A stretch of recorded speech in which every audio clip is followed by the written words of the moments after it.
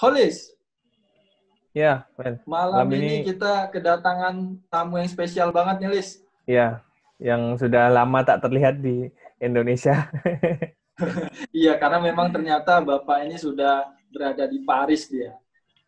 Idola kita semua, geologis kawakan Indonesia yang pasti geologis muda pada kenal lah. Ya. Selamat malam Pak Andang Bahtiar. Selamat malam Afel, selamat malam Kolis. Ya. Sehat-sehat Pak. Di sana Pak? Sehat Pak? Sehat, alhamdulillah. Ya lagi lockdown ini di Paris sudah hari ke-35 kayaknya. Lockdown sampai kapan Pak di Paris Pak? Rencana sampai 11 Mei, terus mau dibuka sama Macron mulai 11 Mei itu gradually lifted up lah. Jadi mulai anak sekolah baru mulai masuk nanti tanggal 11 karena dianggap kemarin itu udah mulai trennya menurun. Nah ini 3 minggu ke depan ini mudah-mudahan terus menurun. Jadi mau dibuka nanti tanggal 11 mulainya. Iya. Baik Pak Andang, stay safe di sana Pak dan sehat selalu. Kita saya kenalin dulu Pak Andang mungkin ya.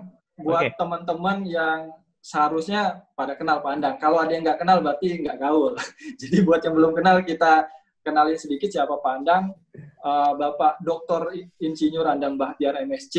Beliau merupakan bos saya dulu, bos pertama saya setelah lulus kuliah dan guru dalam banyak hal. Beliau merupakan geolog kawakan yang pengalamannya udah puluhan tahun di industri migas. Tidak hanya sebagai praktisi, tapi beliau juga pernah ditunjuk sebagai Ketua Komite Eksplorasi Nasional yang tugasnya untuk mempercepat proses eksplorasi di Indonesia, dibentuk oleh Menteri SDM waktu itu Pak Sudirman Said. Jadi Pak Andang melapor langsung ke Pak Sudirman Said. Dan terakhir beliau juga menjadi anggota Dewan Energi Nasional, yang tugasnya membuat rancangan energi nasional kita yang under Presiden langsung, jadi lapornya ke Pak Presiden langsung. Ya, dan per hari ini Pak Andang sudah berada di Perancis, berkarir di sana. Mungkin Pak Andang bisa di-share sedikit aktivitasnya di Perancis itu ngapain sih Pak? Saya di Perancis ini kerja mata-mata kali ya. Waduh. Jadi matanya melihat screen, seismik, log, sama berbagai macam analisis yang terkait dengan eksplorasi oil and gas di berbagai macam negara, terutama di Amerika Latin dan Afrika. Jadi singkatnya saya jadi direktur eksplorasi dari satu perusahaan yang kecil sekali di sini, di bursa Euronext yang namanya Moreleprom, itu public listed company, semua bisa ngeklik di situ. Morel, tulisannya Morel@prom lah bahasa Inggris, kalau dibaca Moreleprom. IT-nya nggak dibaca. Direktur eksplorasi Moreleprom. Oke. Yeah. Mungkin itu sekilas perkenalan singkat dari Pak Andang ya. Silakan Holis. Ya, Pak Andang, tahun 2020 ini kan disambut sama 3 hal yang mengejutkan, Pak. Yang ada COVID-19, kemudian harga minyak yang semakin turun, dan hari ini juga turun banget. Kemudian kurs rupiah waktu itu pernah sampai 16.000. Per hari ini kalau nggak salah 15.700-an. Seberapa besar sih dampak 3 faktor itu, Pak, terhadap sektor bisnis energi di Indonesia? Sangat besar. Jadi seperti halnya juga terutama yang faktor pertama dan kedua tadi itu, jadi COVID-19 pandemik dan turunnya harga minyak dunia karena ada oil glut dari Rusia maupun Saudi Arabia, itu sangat-sangat signifikan pengaruhnya bagi bisnis energi di seluruh dunia, bukan hanya di Indonesia, dan Indonesia juga termasuk artinya. Dan itu kita sebut sebagai, saya sih bilangnya sebagai double jeopardy. Jadi keporak-porandaan double lah. Jadi selain itu di Indonesia jadi triple gitu karena nilai tukar rupiah jadi makin rendah. Tapi beberapa hari kemarin itu lumayan lah, mulai agak meningkat dibandingkan dengan dolar. Jadi kalau jawaban balik lagi ke pertanyaan bagaimana seberapa besar dampak ketiga faktor di atas itu terhadap bisnis sektor energi, ya sangat besar. Artinya yang pertama dari COVID aja kita udah tahu bahwa transportasi itu menurun banget deh dalam waktu 1 bulan 2 bulan terakhir ini terutama, ya, hampir 70-80% penerbangan itu parkir artinya dibatalkan, ya itu kan konsumen fuel yang terbesar penerbangan itu dibandingkan dengan yang lain. Dan juga dengan adanya lockdown di berbagai macam kota besar di dunia, ya transportasi akhirnya berhenti juga sedemikian rupa sehingga energi terpreserve, energi nggak terpakai kasarannya, jadi demand sangat menurun. Sementara dengan supply yang sama aja dengan demand menurun pasti akan menurunkan harga minyak gitu. Dan selain itu juga terjadi tindakan yang dilakukan oleh Saudi dan Rusia yang membuat lebih parah lagi karena mereka gluts, jadi membanjiri juga karena mereka nggak mau kehilangan opportunity itu kasarnya gitu. Padahal sebenarnya ada juga yang bilang mereka membunuh shale oil Amerika. Nah, seberapa besar? Sangat besar ini. Mungkin skalanya sama dengan 86 kali ya. Waktu itu yang oil glut gede-gedean itu. Ya lebih gede lagi dari kejadian oil glut 86 pada waktu minyak turun habis-habisan waktu itu. Jadi besar. Iya. Besar sekali pengaruhnya. Oke. Berarti kalau ingat di tahun 86 itu kan turunnya sampai 50% lebih harga minyak ya Pak ya. Dan untuk balik ke, kalau nggak salah saya dari 60 jadi 30 ya Pak ya. Gara-gara oil glut di 86. Terus untuk balik ke angka 60 butuh waktu sampai 20 tahun sampai bisa balik lagi ke harga yang sama gitu. Nah kalau ini kira-kira dampak dari ketiga tadi akan jangka panjang atau pendek aja nih Pak efeknya menurut penerawangan Bapak? Kalau belajar dari kemarin 2014 gitu ya, yang jatuh banget karena ada oversupply dari minyak dari oil shale Amerika. Ini kemarin itu paling berapa sih? 6, 7, 8 bulan dia mulai naik. Kemudian akhirnya mencapai sekitar 50-60-an lagi lah di 2018-2019 kemarin itu. Jadi belajar dari situ kemungkinan sih diharapkan ya kayak gitu terjadinya, tapi nggak akan pernah bisa mencapai 100 lagi kayak zaman tahun 2008 yang lalu lah. Dan jadi seberapa lama kemungkinan untuk bisa mencapai 40, 50, 60 lagi, sekali lagi bagi siapapun yang mendengarkan ini dan pernah mendengarkan sebelumnya bahwa tidak ada satupun orang di dunia ini yang patut didengar tentang ramalan harga minyak dunia. Kecuali misalnya dia adalah syekh-syekh di Arab sana, kemudian juga penguasa penguasa migas di Rusia dan bahkan orang-orang Amerika pun nggak pernah bisa bersatu untuk membuat harga minyak jadi turun atau naik karena mereka individual semua. Ya mungkin syekh-syekh di Arab sana, kemudian di Venezuela, kemudian di Kolombia, di berbagai macam belahan dunia di mana mereka yang menentukan harga minyak itu. Tapi kalau kita kayaknya memprediksi agak susah karena itu tergantung geopolitiknya.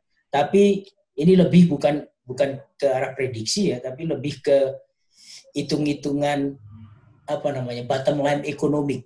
Yang lainnya kan sebenarnya interupsi kan, yang bangsanya Arab Saudi, Rusia segala macam itu geopolitiknya interupsi, kita susah untuk bacanya itu. Tapi kalau bottom line supply and demand dalam konteks kebutuhan energi ya habis ini kemungkinan besar setelah COVID itu harusnya naik. Setelah COVID harusnya naik. Tapi sampai kapan COVID berakhir itu juga tanda tanya besar juga kan. COVID-19 berakhir sampai kapan tanda tanya besar. Ya walaupun kita udah punya contoh Cina sudah recovery gitu ya, regardless berbagai macam konspirasi teori kenapa mereka cepat recovery sementara yang lainnya nggak ini, tetapi belajar dari situ yang mungkin 3-4 bulanan lah dengan overlap berbagai macam negara, mungkin Juni, Juli, Agustus itu mulai kebutuhan mulai naik lagi gitu.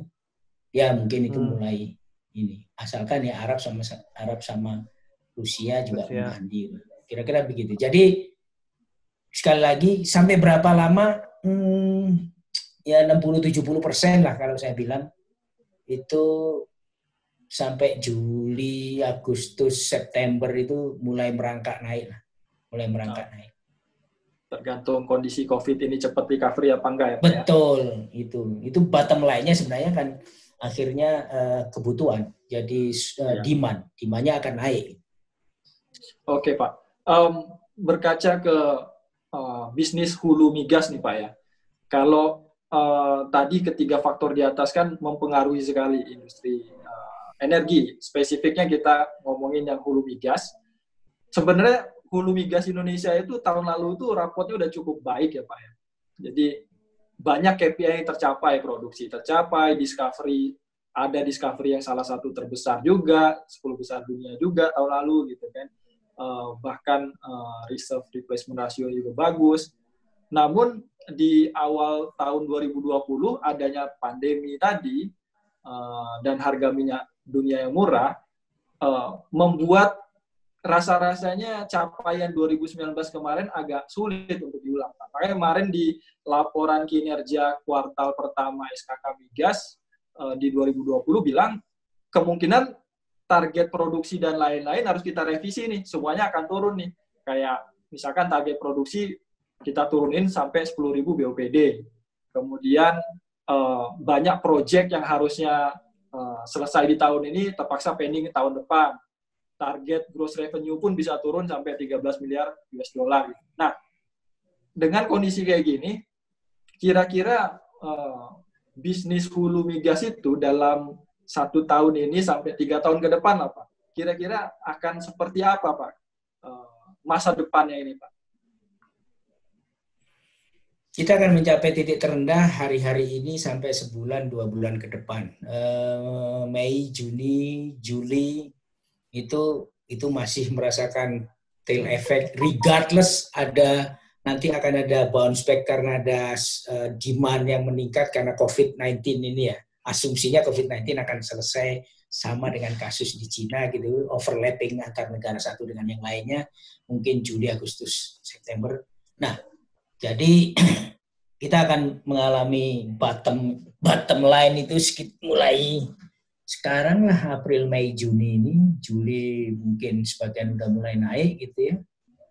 Dalam konteks apa? Dalam konteks ya kaitannya dengan harga. Kenapa harga jadi penting? Begitu dia mulai naik harganya, kaitannya dengan harga, itu proyek-proyek biasanya akan mulai dihitung ulang lagi untuk dimulai gitu. Dan kalau sekarang dengan harga 12 atau 13 dolar per barel, nggak akan masuk itu semuanya. Dan konteksnya adalah misalnya yang pertama, yang akan terpengaruh tadi dikatakan, jadi tidak semuanya pengaruhnya sama. Yang pertama adalah produksi. Produksi itu pasti ada cost of production. Jadi setiap barel minyak seringkali dikatakan 1 barel itu diproduksi dengan harga $20 lah, $15. Ada yang mengatakan shale oil itu antara $40, $50. Begitu di bawah 40, shale oil Amerika itu nggak ada yang bisa kerja. Ya memang itu operation cost-nya kayak gitu. Karena shale oil itu kan mesti pakai fracking, truknya banyak, airnya banyak, dan sebagainya, beda dengan konvensional oil. Nah, ini juga ketika kita berhadapan dengan high cost production, tentunya dengan harga minyak yang rendah, ini kita mau jual minyaknya dengan harga rendah, nggak nutupi dong. Jadi kalau harga minyak sekarang itu 12, sementara cost production-nya taruhlah di Indonesia itu 20 misalnya. 20. Kita masih ngotot mau produksi aja, ya nggak nutup. Nggak nutup. Kecuali gaji dikurangi, operasi dikurangi, ini dikurangi dan sebagainya. Itu bagian dari operation cost. Nah, yang realistis adalah akhirnya ya produksi diturunin, ditahan. di dalam tanah. Itu terjadi di hampir semua perusahaan minyak. Dan secara nasional negara kita juga mengambil posisi seperti itu karena apa? Itu kan sebenarnya agregasi produksi nasional itu kan agregasi dari produksi KKS produksi kan, di mana KKS produksi juga sudah dikumpulkan dan mereka akan mengatakan, loh kalau ini harga minyak 12 atau harga minyak 20 aja mereka mengatakan, wah saya nggak berani produksi lebih dari sekian ribu misalnya, atau saya mau stop produksi, saya mau kurangi karena apa? Karena ya nggak masuk ongkos produksinya. Lebih baik tunggu sampai harga nanti naik baru kita produksi lebih. Nah, jadi supaya masyarakat jelas bahwa sangat erat kaitannya dengan harga murah dengan produktivitas. Produksi wajar kalau diturunin dan ketika harga minyak jadi rendah karena nggak nutup ongkos produksinya. Dan saya yakin seperti dikatakan Navel tadi itu SKK Migas sudah merevisi kan angka produksi target 2020 kita. Jadi dengan realistis kayak gitu ya diturunin akhirnya. Yang kedua tadi itu RRR atau Reserve Replacement Ratio. Ini beda lagi, nggak ada urusan itu sama harga minyak. Karena sebenarnya Reserve Replacement Ratio itu adalah secara formal kayak misalnya tahun kemarin gitu ada 300 sekian persen, 3 kali lipat cadangan. Itu sebenarnya sudah dilakukan 5 tahun, 10 tahun sebelumnya. Cuman masalahnya dan sudah ketemu gitu ya. Jadi prosesnya udah terjadi, tinggal dia difinalisasi dalam bentuk misalnya rencana jangka panjang. Apalagi harga minyak sekarang rendah gitu. Orang sering mengatakan, wah dengan harga minyak sekian nggak bisa jalan. Yang emang nggak bisa jalan sekarang dalam konteks kalau itu dijual sekarang. Tetapi kalau proyek-proyek itu dilakukan sekarang, nanti kan selesai waktu harga minyak lebih tinggi. Asumsinya kayak gitu. Sehingga apa? RRR, Resource Replacement Ratio, jadi keberhasilan eksplorasi, itu dalam konteks menambah reserve, itu nggak ada hubungannya sama harga minyak rendah. Mestinya sih ini adalah efek dari kerja-kerja 5 tahun sebelumnya. Kayak tahun kemarin itu, hasil dari namanya discovery yang katanya 10 besar dunia, itu adalah hasil kerja 5 tahun sebelumnya. Yaitu apa? Pemboran, rencana eksplorasi, seismik, dan sebagainya, sampai akhirnya ngebor. Selain itu juga, kalau itu ada POD itu adalah hasil dari discovery sebelumnya. Jadi 2, 3, 4, 5 tahun sebelumnya. Not to mention kalau memang kemarin itu berdasarkan informasi itu dari lapangan abadi di Masela sana, namanya terkenal blok Masela itu. Itu udah discovery sejak tahun 2003. You can imagine itu. Jadi 2003 sampai 2020, 17 tahun. Baru diakui tahun kemarin sehingga meningkatkan RRR kayak gitu. Jadi sekali lagi, kalau orang mengatakan bahwa kita RRR jadi akan rendah di sini karena nggak akan eksplorasi karena harga minyak rendah. Oh, nggak ada hubungannya. Mestinya sih nggak akan terpengaruh. Mestinya. Itu yang kedua. Yang ketiga, RRR, harga minyak, apa lagi ya? Terkait aktivitas eksplorasi sendiri gimana tuh Pak? Karena terkait aktivitas eksplorasi sendiri. Betul. Terkait aktivitas eksplorasi sendiri, ini penting untuk dipahami oleh banyak pihak gitu. Bahkan di pihak yang biasanya melakukan eksplorasi oil and gas pun seringkali tanda tanya besar dan jargon umumnya akan mengatakan siapapun nih kalau waduh harga minyak rendah ini kita langsung di stop semua kegiatan eksplorasi. Kalau kegiatan produksi di stop wajar. Karena apa? Karena memang operation cost-nya nggak masuk. Tetapi kalau kegiatan eksplorasi, ya, itu ada 2 hal yang harus kita bagi di sini. Eksplorasi yang dilakukan oleh perusahaan yang menggantungkan dananya dari produksi, itu jelas akan terpengaruh. Karena, paham maksud saya? Jadi perusahaan-perusahaan yang sudah produksi, terus mengalokasikan dananya dari hasil produksi itu untuk eksplorasi, jelas akan terpengaruh. Itu di mana-mana. Dan hampir semua international oil company, multinational company, 7 sister yang sekarang jadi 5 sister, itu semuanya kayak gitu. Sehingga pola umum mereka adalah cut exploration budget, cut investment cost. Ya wajar karena duit mereka berasal dari produksi. Tapi bagi perusahaan-perusahaan yang tidak mengandalkan investasinya dari produksi, mestinya nggak ada masalah dengan harga minyak turun. Karena apa? Sekaranglah saatnya melakukan eksplorasi. Sering kan orang mengatakan di mana-mana, sekarang saatnya melakukan eksplorasi itu ketika harga minyak rendah. Karena apa? Servisnya rendah, gampang. Jadi lebih murah ngebornya sekarang. Ini jelas kayak gitu. Karena semuanya butuh, karena produksi kegiatan menurun, development well dikurangi. Sehingga apa? Ya banyak rig nganggur. Berarti lebih murah dong. Iya. Tapi kenapa nggak dilakukan, Pak? Ya karena tadi itu, karena perusahaan-perusahaan yang mau eksplorasi gede-gedean itu duitnya dari produksi. Tapi kalau perusahaannya duitnya nggak dari produksi, misalnya dari bursa saham, misalnya dari dana pensiun, misalnya dari perusahaan tekstil atau perusahaan rokok. Di Jakarta kan banyak kayak gitu dulu kan 10 tahun yang lalu kan. Ada pedagang tekstil, pedagang rokok, ada macam-macam. Ada duit BLBI segala macam. Itu bisa diputar lagi di situ, kan nggak ada hubungannya sama produksi. Mestinya itu bisa jalan terus. Mestinya bisa jalan terus. Jadi, saya pernah ngobrol-ngobrol sama kawan-kawan di SKK Migas juga. Jadi kalian yakinkan tuh bos-bos kalian itu.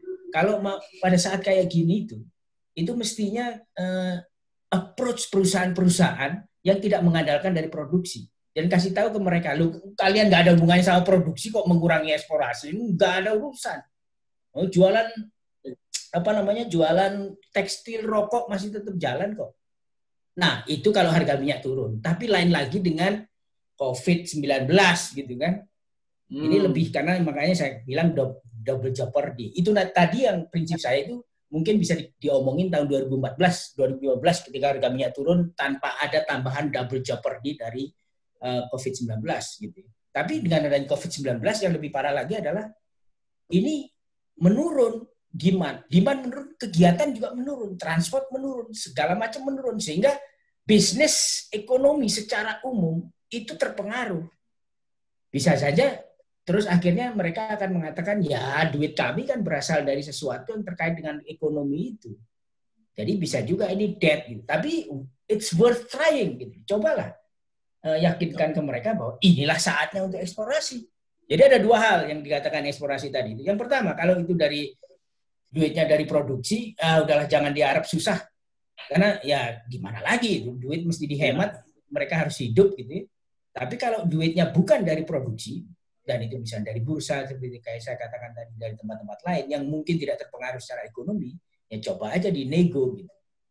Dan yang lebih penting lagi adalah negonya itu, saya bilang ke kawan-kawan yang bikin SKK Migas atau Dijen Migas itu, negonya itu lebih banyak ke perusahaan-perusahaan nasional lah. Perusahaan-perusahaan luar negeri itu ya pasti urusannya mereka dengan lebih mementingkan bagaimana balance dari asetnya di berbagai macam negara. Mungkin Indonesia nggak akan compete gitu ya. Tapi kan perusahaan Indonesia itu perusahaan yang di dalam sendiri. Ya dia mau sebelum krisis, saat krisis, sesudah krisis ya tetap ada di sini. Gitu. Mungkin mereka bisa dikasih fasilitas untuk, ya pasti akan ada negosiasi, ada bargaining supaya tetap jalan gitu. Nah itu harus dibuka itu bargaining. Ini kok udah sampai ke usulan-usulan segala macam. Tapi yang jelas kira-kira efeknya gitulah. Eksplorasi harusnya bisa jalan, tapi ada kriteria tertentu. Oke. Baik Pak Andang, tadi jawaban Pak Andang itu sebenarnya menjawab pertanyaan yang kita pertanyakan juga sebenarnya Pak di beberapa waktu yang lalu. Karena kalau kita baca laporan kinerja SKK Migas 2020 Q1 itu disebutkan di kesimpulannya bahwa production first with cost effectiveness gitu kan. Jadi semua hal yang tidak berkaitan dengan produksi itu akan dinomorduakan lah. Dan konsekuensinya juga yang kalau kita lihat dari target SKK yang akhirnya direvisi itu dari outlook program-program eksplorasi Pak. Contoh seismic 3D aja. Itu yang mungkin akan terrealisasi di 2020 ini hanya 16% saja, Pak. 16% saja yang akan terrealisasi dari target awalnya ya. Ataupun program sumur eksplorasi hanya 44% saja yang akan terrealisasi. Sisanya mungkin akan dimundurin di tahun berikutnya. Cuma memang tadi jawaban Pak Ane saya pikir cukup clear sih menjawab pertanyaan tadi bahwa eksplorasi sebenarnya nggak harus tergantung sama harga minyak kecuali memang perusahaannya yang bergantung biaya dari produksi, sehingga eksplorasi wajar kalau emang harus dibutuhkan. Makasih Pak Andang. Berikutnya Holis ada pertanyaan?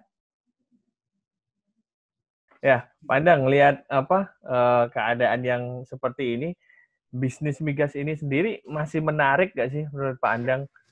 Dengan apalagi kalau harga minyaknya murah itu berlangsung di periodenya beberapa bulan gitu. Dan investor nanti bisa fokus ke bisnis lain yang lebih menguntungkan dan punya masa depan yang bagus, misalkan renewable energy gitu, Pak. Gimana Pak Andang? Ini bisnis vaksin sekarang dia menguntungkan. Dengan segala macam teori konspirasinya. Oke, jadi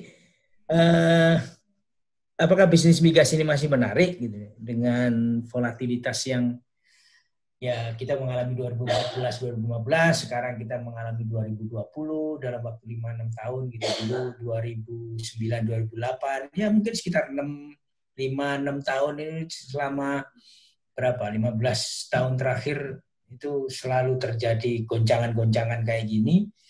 Tapi kenyataannya bahwa kita masih memakai banyak sekali fossil fuel gitu ya di dunia gitu, yang bahkan menurut prediksi sampai 2050 pun ya berbagai macam prediksi lah, mau IEA mau IEI itu sampai 2050 pun masih akan dipakai fossil fuel ini karena selain nuklir, EBT energi baru terbarukan ini juga tergantung dari perkembangan teknologinya. Jadi saya sendiri yang terakhir mengikuti perkembangan teknologi energi surya. Kalau energi surya ini makin lama makin murah gitu ya, terus mobil listrik juga makin lama makin murah gitu. Mungkin kita akan punya istilahnya punya disruption yang selama 5-10 tahun terakhir selalu dibicarakan tentang disruption itu. Jadi apakah masih menarik? Sejauh bahwasanya ini masih bertahan sampai 2050, selama ini ya masih menarik. Gitu.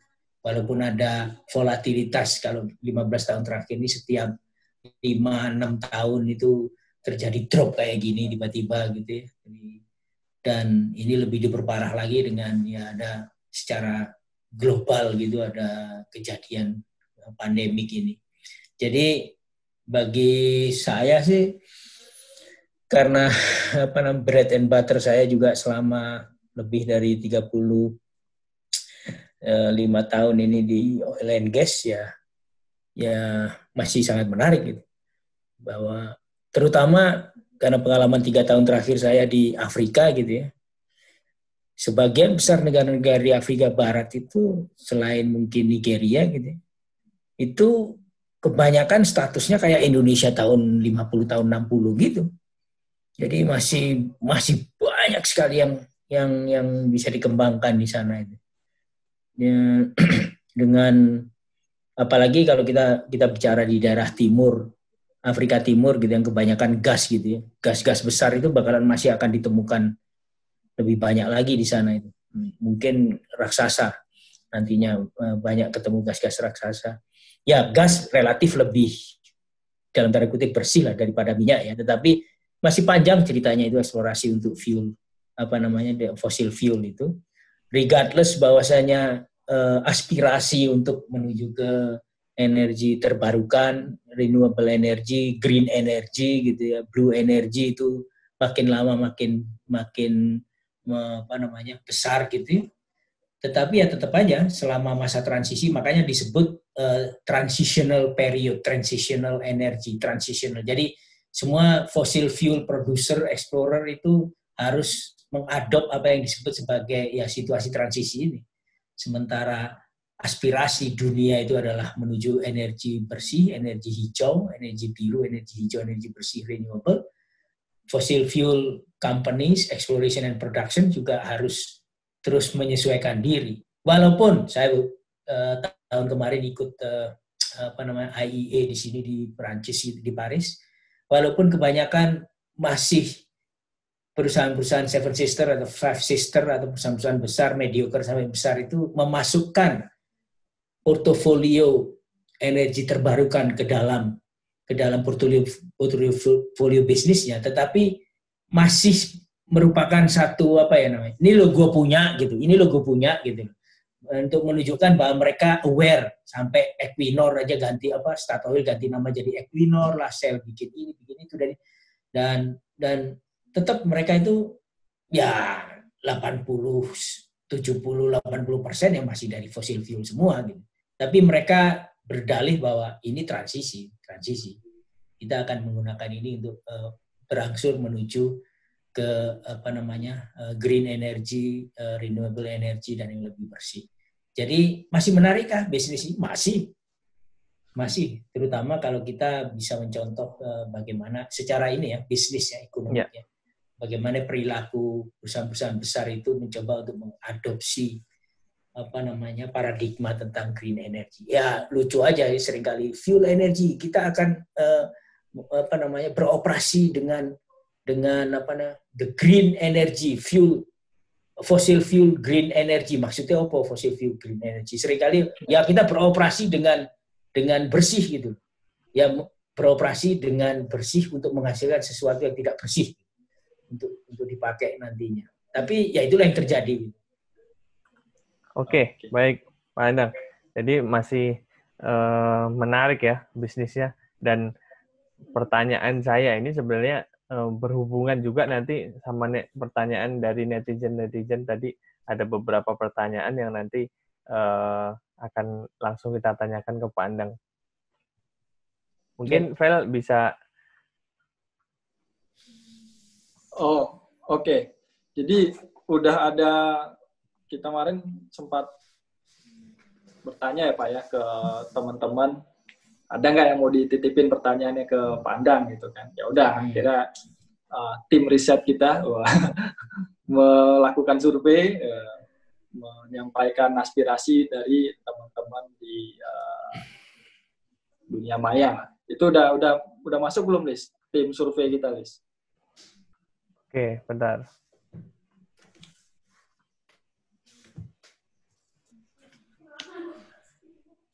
Oke.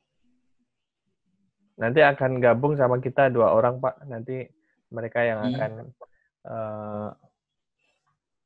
nanyain, yang akan bacain itunya pertanyaannya dari Instagram.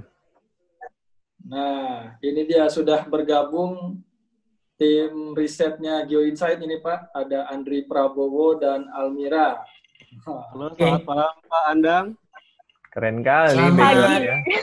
Selamat sore. Selamat pagi, Pak. Ya? Udah malam, Pak. Baik, lanjut Andri aja ya. Dan Almira, mungkin Andri dulu ya, bisa mewakili para netizen yang bertanya di akun kita, bisa disampaikan ke Pak Andang agar Pak Andang bisa menjawab beberapa hal yang ingin ditanyakan. Oke, baik Mas Afel. Langsung aja ke Pak Andang. Ada pertanyaan nih dari Surya Dimas. Kenapa harga minyak dunia kan lagi jatuh drastis banget, tetapi harga BBM di negara kita tuh ya gitu-gitu aja. Tetap itu faktornya apa aja ya Pak? Kenapa gitu ya? Terima kasih Pak. Faktornya misterius. Jadi ya hitung-hitungannya harusnya ikut turun lah. Udah banyak yang teriak kan dalam waktu seminggu terakhir ini. Seringkali alasannya adalah menurut regulasi nanti baru akan, karena regulasinya udah diganti 3 kali kalau nggak salah sejak zaman Sudirman Said, zaman Jonan, kemudian sekarang zaman menteri yang baru gitu ya, bahwa itu terjadi karena ditinjau secara berkala gitu. Ini belum waktunya meninjau, kasarannya kayak gitu. Ya tapi apapun ya untuk meninjau secara berkala, aturan bisa untuk memuaskan masyarakat mestinya sih langsung dihitung untuk diturunkan. Tapi saya yakin ini paling lambat 1 Mei ini pasti turun. Jadi kalau pertanyaannya kenapa nggak turun-turun, saya juga nggak tahu kenapa nggak turun-turun. Harusnya turun. Harusnya turun ya. Kalau Iya. dari India ya, demand-nya kan juga turun. Makanya saya nggak berpretensi menjadi bagian dari pemerintah yang jawab itu gitu. Tetapi kenapa nggak turun-turun? Saya nggak tahu ini pemerintah kok kenapa nggak nurun. Masih tinggi. Harusnya turun itu. Iya itu Pak, reaksi dari followers kita juga gitu. Kenapa bisa nggak turun-turun sih? Mestinya kan mereka pakai logika dasar aja. Kalau misalnya uh, secara global turun, ya Indonesia mestinya juga nurunin dong. Ternyata enggak di lapangannya gitu. Sangat Oke. masih tanda tanya ya. Aspirasinya sama dengan aspirasi saya. Hari ini tadi pagi saya posting di Facebook saya, ada salah satu poin yang meminta kepada para menteri untuk menurunkan itu semua karena ya udahlah jangan berdalih macam-macam, udah saatnya sekarang turun, apalagi di tengah COVID ini, pandemi ini, mestinya turun itu lebih masuk akal dan lebih etis lah. Betul. Andri, ada pertanyaan lain lagi dari netizen? Boleh dibacain. Untuk berikutnya dari Mira aja Mas, mungkin biar Miranya nggak senyum-senyum sendiri tuh di sana. Baik Pak, selanjutnya ada pertanyaan dari @reza.widiatmo. Nah, seperti yang telah kita ketahui kan Pak, selama ini harga minyak tuh terus mengalami penurunan, bahkan sampai hari ini bisa sampai di bawah 20 US dollar per barel. Nah, kalau harga minyak terus turun kayak gini Pak, kira-kira ada saran nggak sih Pak untuk para pekerja hulu migas? Baiknya gimana gitu?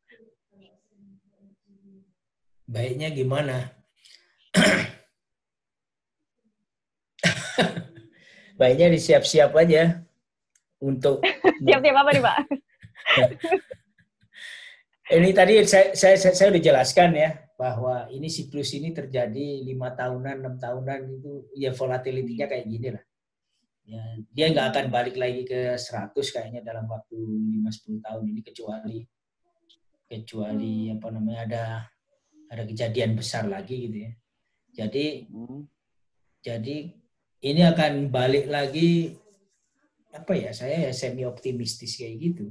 Dia balik lagi ke arah 30 40 kemudian ya akhir tahun gitu ya. Di bottom line-nya dikaitkan dengan bottom line supply demand kayak gitu ya mestinya udah mulai naik ketika COVID-19 sudah naik. Jadi pesan saya hang in there. Bertahanlah di situ. Kecuali kalau Anda mulai diutik-utik sama employer untuk dipecat atau disuruh apa namanya ambil cuti nggak berbayar, kemudian pensiun dini bangsa kayak gitu. Tapi kalau enggak, hang in there, sebentar aja, bertahanlah di situ dan banyak baca, banyak riset gitu untuk menyongsong harga minyak naik lagi, di mana kegiatan akan terus bertambah. Tadi saya sudah ceritakan juga, mestinya sih eksplorasi lagi gencar-gencarnya sekarang ini. Kalaupun toh tidak ngebor, ya mestinya seismik gitu ya. Kalau enggak, ya berbagai macam studi dilakukan. Studi kan murah aja sebenarnya. Itu saatnya sekarang itu dilakukan. Tapi kan saya nggak bisa bilang gitu ke employee kan. Saya harusnya bilang ini ke pemilik perusahaan. Tapi make sense juga kok. Kalau saya bilang, kalian nggak perlu beresiko kok, ini bikin studi aja pasti senang semua itu, GNI, RNI, bikin studi banyak-banyak lah. Dan studi itu kan beda sama ngebor sumur sama seismik, toh. Ya, asal data-data yang kemarin belum sempat dievaluasi, ya dievaluasi sekarang ini. Nah, kalau memang kalian, para geoscientist yang bergerak di bidang oil and gas ini, berani ngomong ke atasannya, bilang aja, Pak Andang bilang kayak gitu Pak, mestinya banyak studi sekarang ini. Kalau nggak percaya, telepon, kasih nomor saya gitu. Mantap. Mantap. Siapa langsung di follow up ya Mas? Langsung di follow up aja kita ya. Iya, follow up aja. Berikutnya. Pertanyaan berikutnya, Andri. Iya, lanjut lagi Pak. Pertanyaan berikutnya dari Garindra Yogi. Untuk fresh graduate, kan tadi kata Bapak tuh, kalau tadi kan pekerja tuh, kita hold aja, bertahan gitu. Kalau belum ada dari company-nya gimana. Kalau fresh graduate ini posisinya sangat membingungkan bagi mereka mungkin Pak. Apakah mereka itu harus berharap aja sampai ada lowongan lagi, atau mereka nyari S2? Bahkan kalau S2-nya saya juga mau nanya Pak, bagusnya tuh tetap stay di geoscience atau mereka lihat lagi ke sektor-sektor lainnya? Karena terkadang itu kayak gini, geoscience itu sebuah field yang sangat menarik. Tetapi sekarang tuh kayak no more jobs gitu loh, Pak. Gimana tanggapannya, Pak? Tanggapan saya, karena saya seorang geoscientist, saya bilang ya stay there di geoscience. Geoscience itu menarik, geoscience itu way of life. Jadi kalaupun toh kalian sekarang itu menentukan, misalnya di oil and gas is not everything. Jadi, tapi geoscience is bigger than oil and gas. Itu maksudnya. Jadi oil and gas itu bukan segalanya, tapi geoscience itu lebih besar daripada sekedar oil and gas. Saya kebetulan dibesarkan dalam disiplin oil and gas, dalam industri oil and gas, tapi I am a geologist and I am a proud geologist, dan saya menerapkan geologi bukan hanya di oil and gas. Ya, kebetulan saya pernah jadi ketua IAGI 5 tahun gitu ya. Bukan berarti saya ahli segala macam, tapi dengan saya juga pernah terlibat di riset-riset geologi teknik, kemudian di lingkungan. Saya juga pernah jadi konsultannya KLH selama bertahun-tahun tentang waste disposal, bagaimana secara lingkungan itu kita harus melindungi air tanah, dikaitkan dengan pembangunan wilayah, kemudian dikaitkan pertambangan dan oil and gas waste. Itu semua ternyata bermanfaat sekali untuk geologi itu. Jadi sekali lagi, ya kalau oil and gas itu lagi turun, ya biar aja jungkir balik turun. Tapi geoscience still there, dan itu sektor-sektor kehidupan yang dimasuki geoscience itu lebih daripada sekedar oil and gas. Banyak sekali. Betul, Pak. Berarti masih luas sekali sebetulnya ya. Itu mindset kita yang harus diperluas, bukan kita mempersempit ke arah oil and gas atau mining aja sebetulnya ya. Betul. Jadi banyak yang bisa dilakukan itu. Saya nggak sekedar bicara, karena saya melakukan juga gitu. Ya kalau bagi yang pernah tahu saya juga melakukan yang namanya riset sedimentologi, saya melakukan riset present day modern environment, saya melakukan, orang yang sering mengatakan geowisata, saya geologi field trip, fun, campur wisata, banyak hal. Ya, geoteknik, saya pernah eksplorasi emas di Alaska dengan menggunakan prinsip sedimentologi. Basic saya geologi, sedimentologi. Jadi ya itu aja saya perkuat. And I love geology, I love sedimentology. And they gave me life. Jadi ya kalau pesan saya ke mereka yang masih fresh graduate, regardless segala macam kesulitan yang ada sekarang itu, kalau kalian semua mencintai ilmunya, geologinya, geologi itu akan mencintai balik kalian, dan pasti akan ada jalan lah, yakin aku. Mantap. Mantap, Pak, jawabannya. Harus be proud of we are gitu ya. Be proud of who we are dulu ya. Jangan ini aja, jangan jadi pesis gitu ya, gara-gara sektornya kayak gitu. Betul. Oke. Pertanyaan terakhir mungkin dari netizen kita, Almira. Ada lagi? Bukan saya netizen ya, Mas. Follower Geo Insight. Oh iya. Oke. Dari Asrofi Mursalin dan Haris Anindito, itu pertanyaannya mirip sih Pak, kayak lebih prospek mana sih antara industri migas dan juga renewable energy untuk kedepannya nih Pak? Saya tadi udah bahas mungkin sampai 2050 kita masih pakai fossil fuel gitu ya, migas terutama di situ. Tapi renewable makin hari makin berkembang gitu ya. Renewable energy, dan banyak hal terkait dengan geoscience yang terkait dengan renewable juga. Jadi lebih bagus mana kalau kalian pengen mengembangkan, not talking about the work ya, tetapi talking about not talking about the job, the work gitu, tapi talking about the love. Jadi bagaimana Anda mencintai ilmunya itu sendiri. Ilmu tentang apa? Ya ilmu tentang bumi, tentang alam. Renewable energy kaitannya dengan bumi, dengan alam. Ya pasti ada di alam itu sendiri. Itu pasti ada kaitannya. Dan kalau kita mencintai ilmunya, ya go there. Karena trennya ini akan makin naik. Tren oil and gas mungkin akan datar dan makin lama makin turun di 2050. Jadi secara logik aja bahwasanya sesuatu yang baru dan akan jadi tren. Kalau kalian mau ikut itu, ikuti dari sekarang. Tapi basicnya adalah geoscience. Kalau kalian memang, ya karena saya geoscience ya mungkin pengembangannya kalian akan mesti belajar tentang meteorologi sedikit, belajar tentang oceanografi sedikit, belajar, ya itu kan semua geoscience kan sebenarnya itu.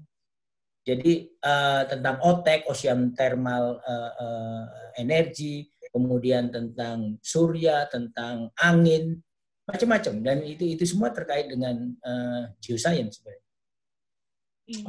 Oke, Vel. Terima kasih banyak diskusinya Pak Andang, sangat menarik, sangat seru, nggak berasa kita udah berapa menit, udah 40 menit lebih. Dan terakhir nih Pak, ada pesan-pesan nggak Pak sebagai closing statement dari Pak Andang buat para pendengar kami? Mungkin ada hal-hal yang belum sempat kita diskusikan, tapi penting untuk didengarkan oleh audiens kami. Ada Pak?